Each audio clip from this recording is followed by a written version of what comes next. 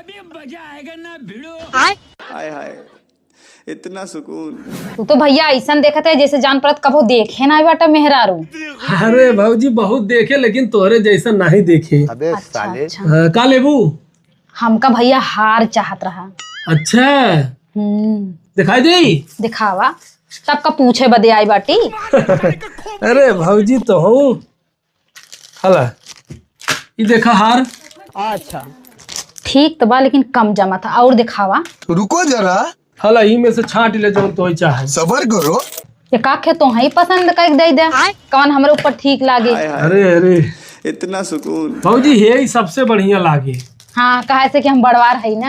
हाँ हाँ लंबी तंबी हो और जमी एक नंबर जमी। अब तू गया बेटा। लिया भाऊजी हम पहनाई दे। अरे नहीं भैया ऐसे पहिराए दे पा। अरे देख भाऊजी ऐसा मन जिन मार अले। अरे जैसन खूबसूरत हो वैसन खूबसूरत हार बाइक दिया पहना दे। हम तो भैया आज तक कोनो सोनारे के नहीं देखे कैसे गटाई में पहिराए दे डायरेक्ट। अरे का भाऊजी ले एक नंबर के छिनरा ह। हाँ जमा था एक नंबर भाऊजी। का भाव चला था सोना। अच्छा भाऊजी देखा कोनो ओथा वाली बात ना है ना। सोना या समय 1,56,000 चला था लेकिन तुम्हें बिना 1 लाख रुपया लगाए दे। वो काहे भैया। अरे भाऊजी अब इतनी बढ़िया सुंदर भौजाई दुकाने पाए बा है तो बतावा ऐसे लूटा हम। सोना चांदी में तो कई 1 रुपया ना छोड़ाला लेकिन तू काहे इतना छोड़त बाटा। अरे हो ही जे ना छोड़ा तो ही। अब अरे तोहरे दुकानी बार बार आऊ हम। हाँ भाऊजी और एक हमरे तरफ से गिफ्ट। अबे साले भैया सोना आसमान छुअत बजाना ऐसे जिन लुटावा। अरे भाऊजी आसमान छुआ तो छुए दे। हाँ?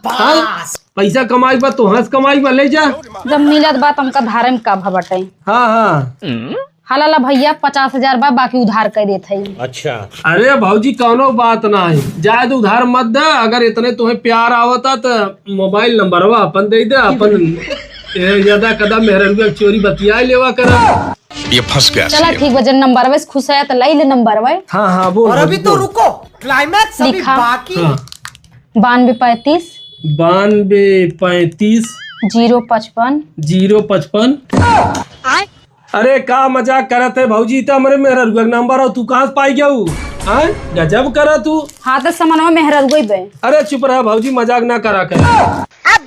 अरे गोलगप्पा मम्मी तई यहाँ रे। हैजा कटा उठा तू पहले।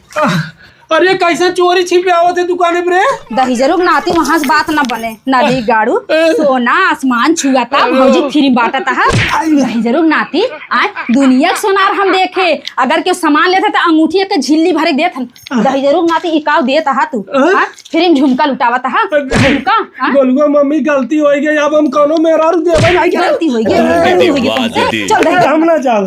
कैसे हम ना जाओ। हम ना जाओ। फिर लुटावता हा।